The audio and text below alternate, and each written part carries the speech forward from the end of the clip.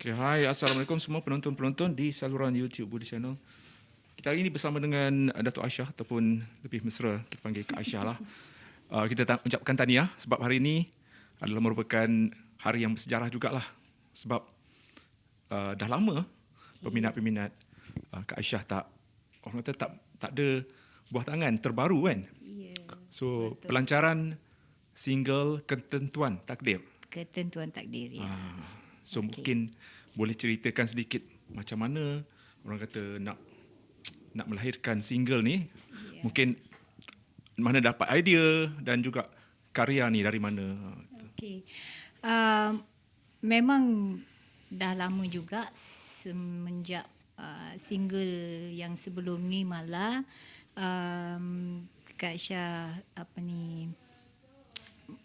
record lagu baru.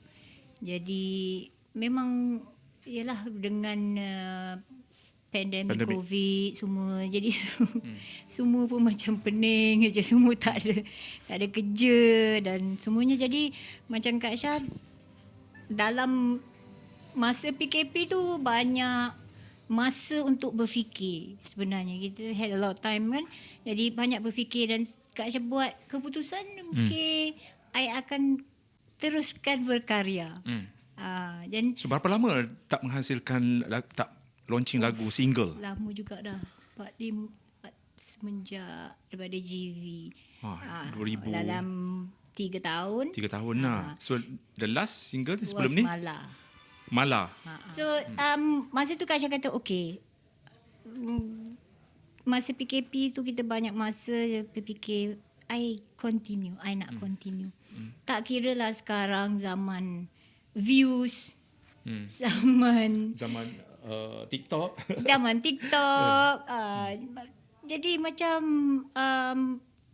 artis yang dah lama macam Kak Aisyah ni dia macam serba salah tau. Serba salah. You kalau lagu, kita buat lagu untuk airplay, ada radio station tak mainkan lagu artis-artis lama, ada yang radio station yang mainkan lagu artis lama tapi dia tak memainkan lagu baru daripada artis lama. Jadi dilema tu kan. So of course like sebelum ni kita pun realise this is what's happening. Jadi macam lepas tu Kak Aisyah kata tak apalah, okey lah. Inilah situasi dia kan. Tapi it should not stop. Itu menghentikan kita dari berkarya. Kalau kita fikir macam tu dari segi views lah sekarang macam mana, memang kita tak akan berkarya. Jadi kita balik kepada basic. Jangan berkarya tu hanya untuk ekonomi saja. Berkarya tu for the sake of the art. Of the writing, of the composing, for the singing, for the love of the art.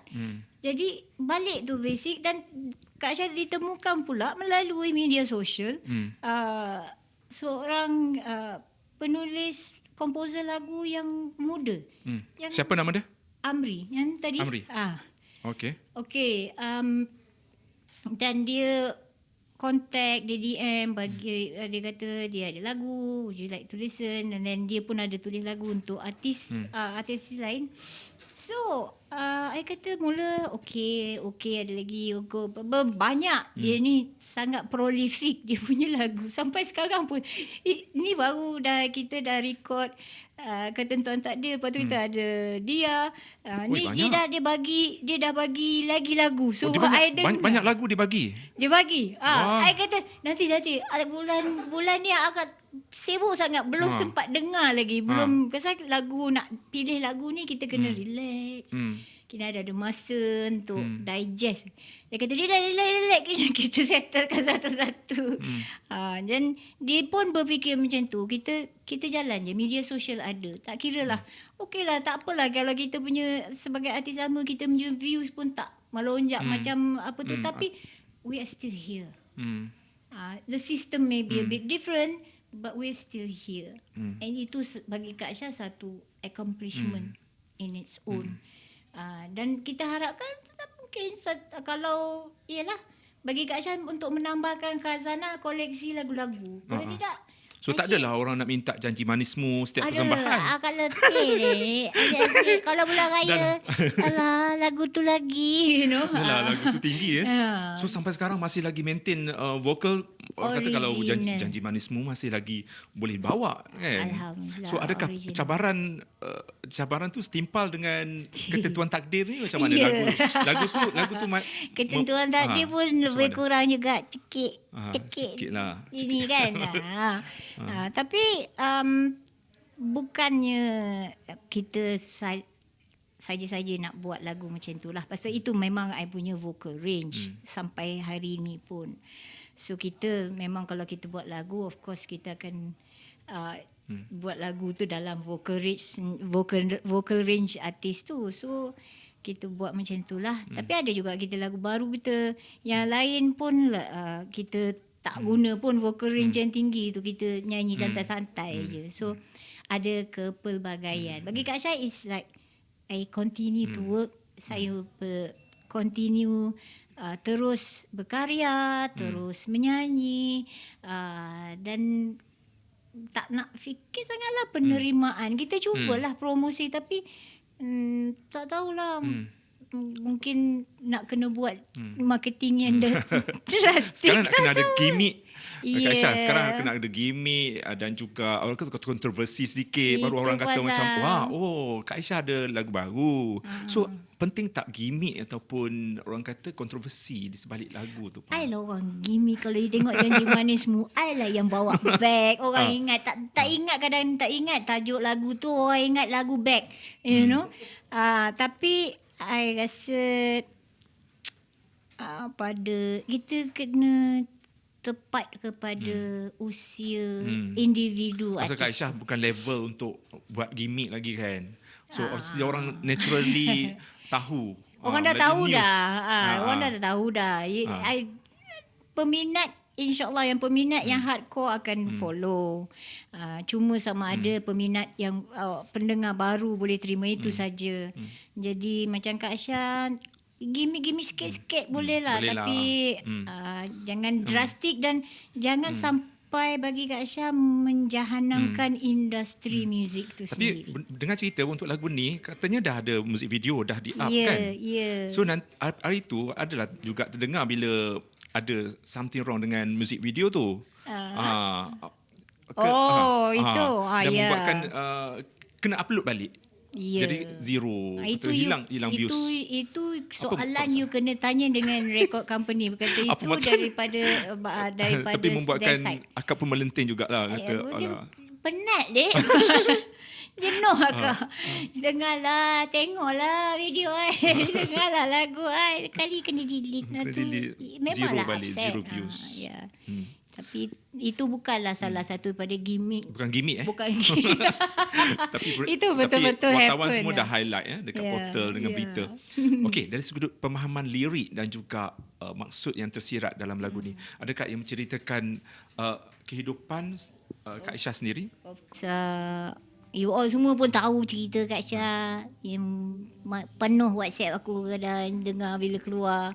Dan Kak Aisyah pun jenis orang yang kalau benda tu berlaku, Kak Aisyah bukanlah kata nak war-warkan sangat, tapi apabila orang bertanya, lebih baik bagi Kak Aisyah untuk jelaskan. So masa ketentuan takdir, mula saya dengar lagu dia. Lepas tu Amri bagi lagu lirik lagu tu.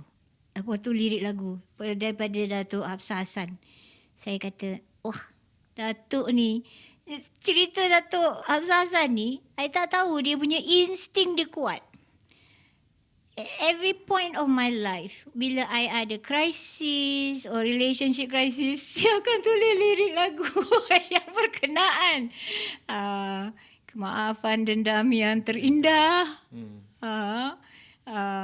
cinta beralih arah, and then I dapat ketentuan takdir right in the middle smack di mana I memang tengah dalam krisis dalam perpisahan, and I said, wah, I guess like it's saying, calling out to me. Of course, bila you ada dalam mental mood begitu, emotional mood begitu, you dapat lirik macam tu, of course you boleh relate macam something. Touching dan Dia ada membuatkan repo, sebab ada masa chemical. rakaman tu ada tak sebab menangis tu?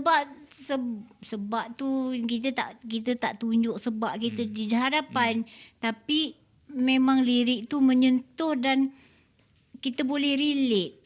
Kita boleh faham perasaan yang diluahkan dalam lirik tu. Kata, Kak Jah ni macam dia tahu, dia ada teropong CCTV apa. Dah 3 kali dah dia tulis lirik lagu yang memang yang kena betul-betul kena pada situasi Situasi. Kak Aisyah masa tu. Okey, antara Magic. baik lagu ni yang paling macam kena macam boleh nyanyi sikit. Part mana? Chorus ke kat mana? Okay. Yang paling to me bila the melody dan liriknya is something like a general statement. It says, sesungguhnya kehidupan ini tidaklah seindah mimpi. You know, it sums the whole story. You know, like kita selalu impikan something, you know, in terms of career, relationship. Tapi sebenarnya segalanya memang dah ditentukan dan dia memang tak selalunya, tak tahulah pada orang lain, selalunya memang tak seperti yang kita impikan. Kadang-kadang kita minta, kita selalu kata minta sesuatu kepada Allah, kita nak sesuatu, tetapi sebenarnya mungkin sesuatu itu bukan not the best for you. Kan? Jadi itu yang bagi Kak Aisyah satu lirik baik dia yang sangat menyentuh dan ianya satu statement about life. You know, like this is the way it is. You know, so go ahead, live life. You know, it's not going to be like what you dream of. You know, but it's okay. Okey Kak, mungkin sekarang ni kita tengok figure Kak dah betul-betul kembali pada asal macam dah boleh. macam Malam. nampak. Okey. Adakah ini satu macam pencapaian baik untuk memulakan langkah selepas pandemik kan? So ini adalah pintu baru untuk orang kata reinventing. Saya punya hashtag is reinventing Aisyah JMM. Sebenarnya dia dah untuk reduce weight ni dah lama daripada saya buat bariatric surgery dengan Dr. Mus 4 tahun yang lepas. Cuma hujung-hujung ni like I have lost more weight daripada tu, partly due to COVID. COVID bukan sekali, COVID 2 kali. 2 kali.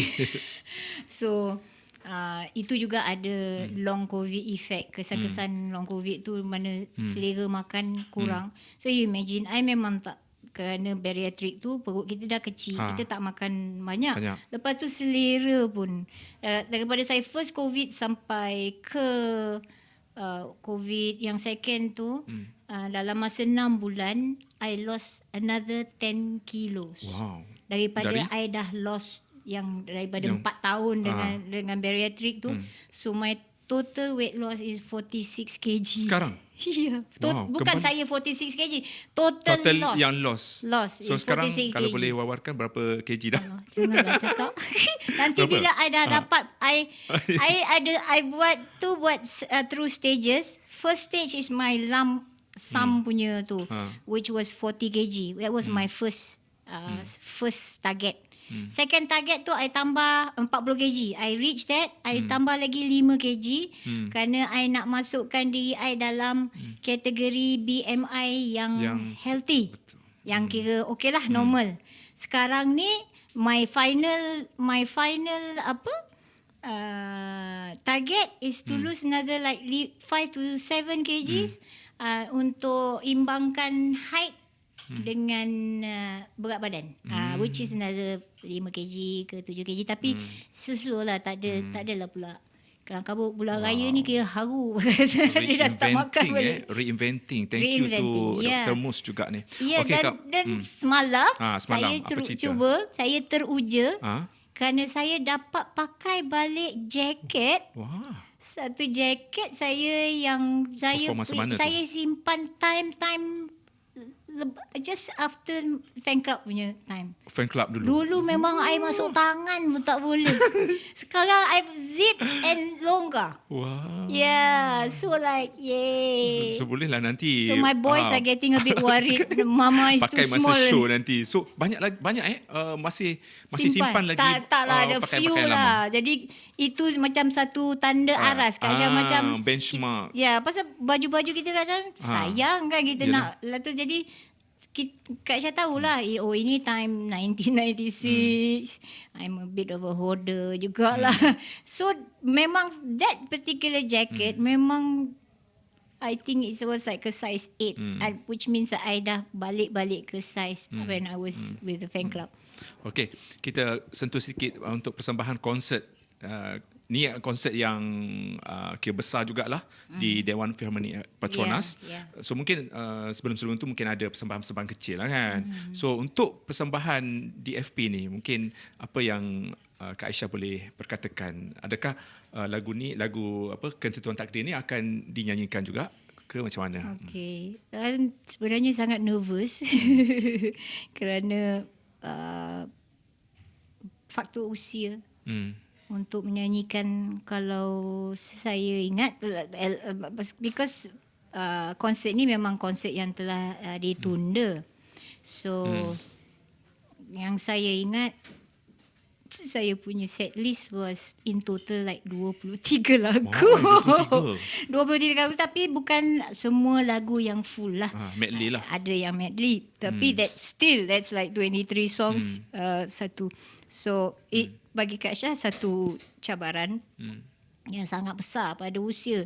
Dulu kalau 2 tahun lepas dia mungkin muda sikit sekarang. So like sekarang ni Kak Syah just alhamdulillah dengan bulan raya apa semua ni kita balik back into performing. So that helps. Sangat susah kalau masih dalam PKP terus nyanyi. You kalau dekat rumah pun you nak rehearse pun tak sama macam kalau you are out there always performing tau. Kadang-kadang bila dah Kak Syah ingat pertama kali Kak Syah menyanyi selepas PKP, I rasa nervous and you rasa I cannot do this because pasal rasa macam dah lama sangat. So menyanyi ni is a practical thing. Satu yang kita selalu kena buat. Jadi kalau kita duduk kat rumah saja, kalau kita rehearse macam vocal exercise pun tak memadai. Masih you nak kena keluar sana and you ada that confidence to go out there and perform. Itu yang macam artis yang selama 2 tahun tu rasa macam cerita dengan artis-artis lain pun kata, kan dia rasa macam pelik sangat pasal dah lama kita kalau nyanyi pun dalam TV tak ada audience. So bila ada audience tu dia dah rasa lain. So mungkin ada persiapan dari segi physical, mental semua? Absolutely. Pergi jogging ke atau apa macam mana? Zumba. Wah, Zumba. Tapi Zumba bukanlah dengan ramai-ramai. Kak Syah Zumba di rumah je. Because I macam conscious lah kalau orang duk perhati kita kan. So I just do that and then lepas ni memang nak pergi jumpa balik dengan cikgu vokal. Wah, masih lagi Of course, yeah. Setiap single ataupun setiap persembahan nak kena berguru balik. Walaupun dah kira seorang penyanyi legend, otai masih lagi.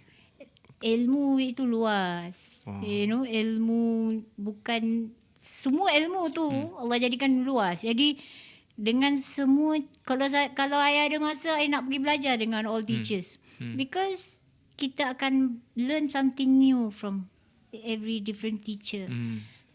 Dengan Cikgu Siti Hajar saya belajar dari segi lain. Dengan Cikgu Syafi saya belajar dari segi lain. Kalau ada cikgu lain pun kita akan dapat ilmu lain daripada different teachers. Dan so sekarang belajar dengan siapa? At the moment hari tu memang pergi kat Cikgu Syafi lah Cikgu Syafi. sebelum AJL. Dan di situ kita keep in touch. Dia bagi Kak Syah vocal lessons yang Kak Syah boleh buat every day. Kena rajin lah. Tapi kena rajin. Untuk konsert you tak boleh main-main. In fact sebelum Kak Syah kena COVID, Kak Syah dah ingatkan konsert tu akan diadakan in December the year before. Jadi Kak Syah dekat rumah memang tiap hari Zumba, tiap hari vocal lesson, vocal exercise. Masa Kak Syah kena COVID yang pertama tu, rasa macam Kak Syah yang quite fit lah masa tu. Dan Alhamdulillah salah satu sebab yang Kak Syah survive dengan baik, damage tak terlalu banyak kepada paru-paru was because masa tu I was reasonably fit. I was doing Zumba every day. Kena buat latihan pernafasan semua. Yeah, so Effect. bila kena COVID, memang 2 bulan tu rasa macam frust lah because dia kena start balik. Dia start balik dan Kalau tidak 2 semput, bulan suara rasa goyang. So kita kena banyakkan vocal exercises ya. Okey, satu soalan lagi. Apabila Ada lagi. ada ramai sekarang penyanyi baru dan penyanyi lama pun dah kembali hidup semula, termasuklah konsert-konsert, dan pada malam yang samalah Kak Aisyah perform tu adalah satu lagi Yes. Yeah. satu konsert yang mana orang kata dah sold out dah.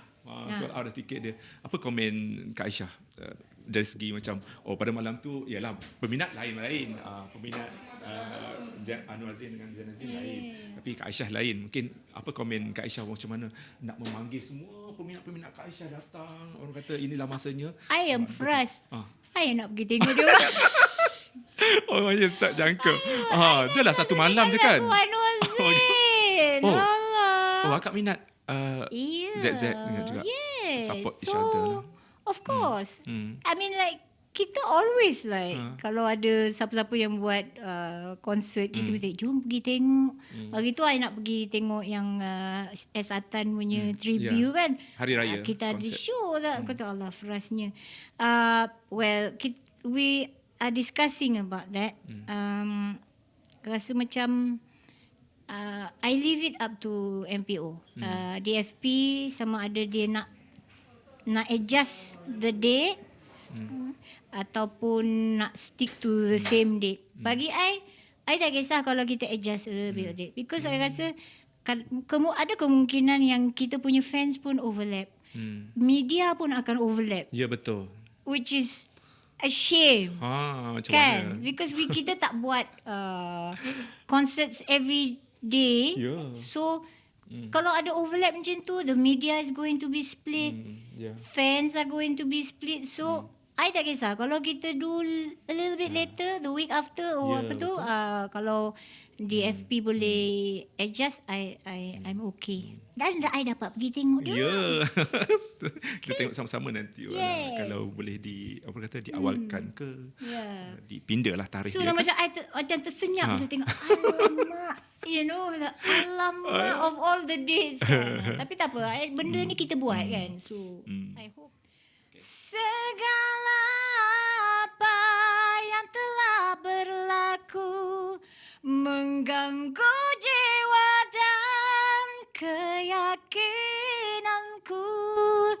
Hai, jangan lupa dengarkan lagu Ketentuan Takdir di digital platform streaming music, dan jangan lupa tonton music video dan lirik video Ketentuan Takdir di Universal Music Malaysia.